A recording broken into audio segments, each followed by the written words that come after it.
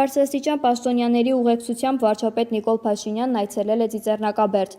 Նրան ուղեկցում էին նախագահ Վահագն Խաչատուրյանը, ազգային ժողովի նախագահ Ալեն Սիմոնյանը, անվտանգության խորհրդի քարտուղար Արմեն Գրիգորյանը, Երևանի քաղաքապետ Տիգրան Ավինյանը եւ այլ բարձրաստիճան պաշտոնյաներ։ Հուշարձանի մոտ Հովհաննես Շեքիջյանի գլխավորությամբ Հայաստանի ազգային ակադեմիական երգչախումբը կատարում էր Հայաստանի օրհներգը։